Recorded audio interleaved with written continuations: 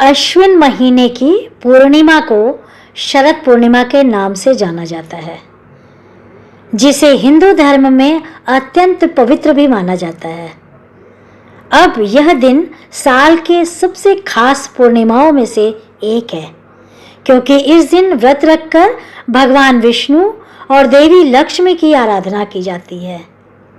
हिंदू पंचांग के अनुसार इस साल शरद पूर्णिमा की तिथि अश्विन महीने की पूर्णिमा को पड़ रही है और पूर्णिमा की शुरुआत 6 अक्टूबर दोपहर 12:23 से 7 अक्टूबर सुबह 9:16 तक रहेगी।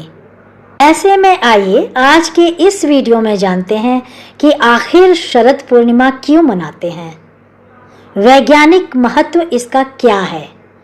लेकिन उससे पहले नमस्कार, मैं हूं अर्चना शुक्ला, भजन लोकगीत चैनल से आप लोगों का बहुत बहुत स्वागत करती हूं। हिंदू पंचांग के अनुसार अश्विन मास की पूर्णिमा को शरद पूर्णिमा कहा जाता है। मान्यता है कि किसी दिन भगवान श्री कृष्ण ने महारास रचाया था और माता लक्ष्मी का भी जन्म हुआ था। अब इसीलिए इसे कुजागरी पूर्णिमा भी कहा जाता है, यानी कौन जाग रहा है, क्योंकि कहा जाता है कि जो इस रात जाग कर लक्ष्मी माँ की आराधना करता है उस पर धन की वर्षा होती है। तो आइए अब बात विज्ञान की कर लें। आखिर शरद पूर्णिमा का वैज्ञानिक महत्व क्या है। शरद पूर्णिमा की रात साल की सबसे अधिक एनर्जी वाली रात मानी जाती है।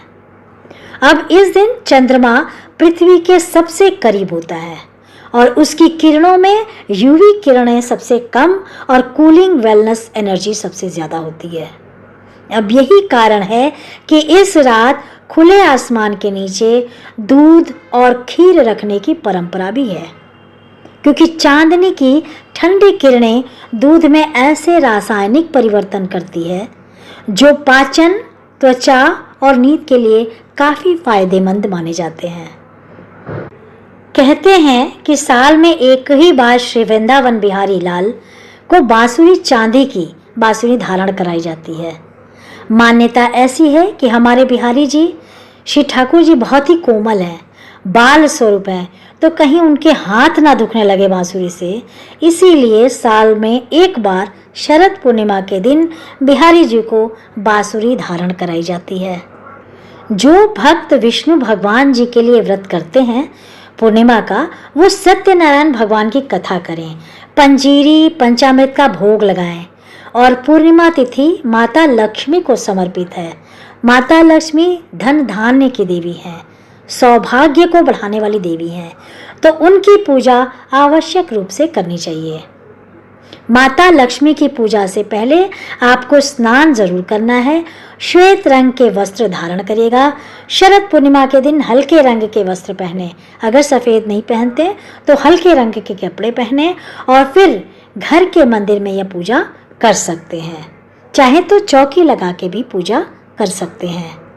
लक्ष्मी कारक जो भी चीज़ें आपके घर में हैं आप उन्हें पूजा में जरूर डालें, जैसे कि पीली कौड़ी, गोमती चक्र, कमल गट्टे, ठीक है, उनका पूजन भी पूरे विधि विधान से करना चाहिए। और पूर्णिमा के दिन खीर बनाना बहुत ज़रूरी होता है, जिससे कि शरद पूर्णिमा तो विशेष है। शरद पूर्णिमा के दिन आप केसर युक्त खीर बना सकते हैं, हरी इलायची डाल के आप खीर बना सकते हैं। संध्या के समय खीर बनाई जाएगी, माता लक्ष्मी को आप भोग लगाएंगे और आपके घर में चांदी का पात्र है तो बहुत अच्छी बात है। आप चांदी के पात्र में चावल की खीर बना के माता लक्ष्मी को भोग में जरूर लगाएं, और नहीं तो नॉर्मल, अगर नहीं है तो नॉर्मल बर्तन में भी आप भोग लगा सकते हैं।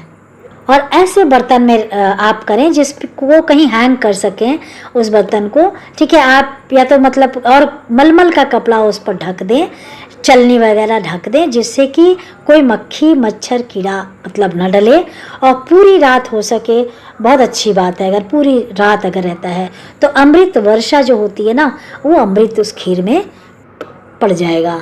और जितनी देर तक आप रात्रि में जागरण कर सकते हैं आप जागरण करिए। माता लक्ष्मी भ्रमण करती रहती हैं, तो पृथ्वी पर आज के दिन अपने हर भक्त के घर आती हैं, देखती हैं कि किस घर में मेरे लिए हवन किया जा रहा है, पूजा आराधना की जा रही है, नाम जप किया जा रहा है। उस घर में माता स्थायी रूप से वास करती हैं। इसीलिए कोजागरी का मतलब रखा गया है, कोजागरी। कौन जागता है, कौन कौन जाग रहा है।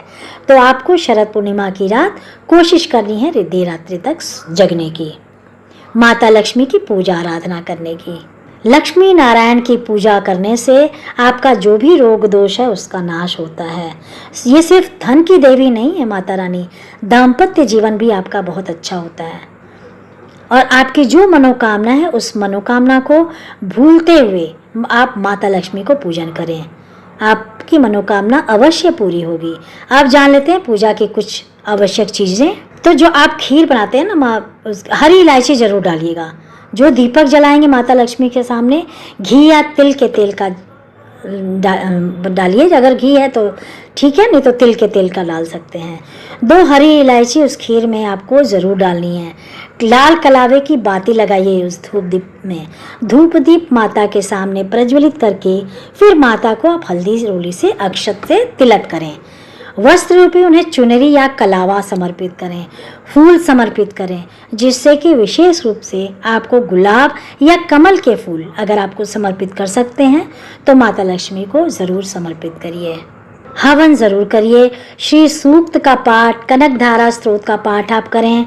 अगर आप पढ़ नहीं सकते तो मोबाइल चला लीजिए, टीवी चला लीजिए और सुनिए। और शरद पूर्णिमा के दिन तुलसी की पूजा जरूर करनी है।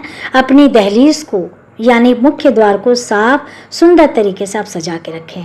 बंधन बार आप लगा सकते हैं। दहलीज पे आप शुभ चिन्ह बना सकते हैं, जैसे कि स्वास्तिक हो गया, ओम हो गया, ठीक है। संध्या के समय एक चौमुखी दिया लेके आप लगा सकते हैं अपने घर के मुख्य द्वार पर।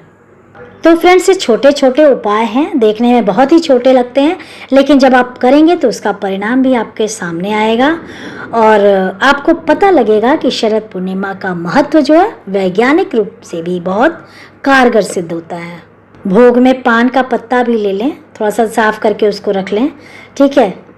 तो आई होप आपको आज की वीडियो में जो भी जानकारी दी है वो पसंद आई होगी।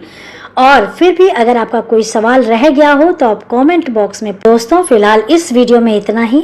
आपको ये जानकारी कैसी लगी हमें कमेंट बॉक्स में ज़रूर लिखें।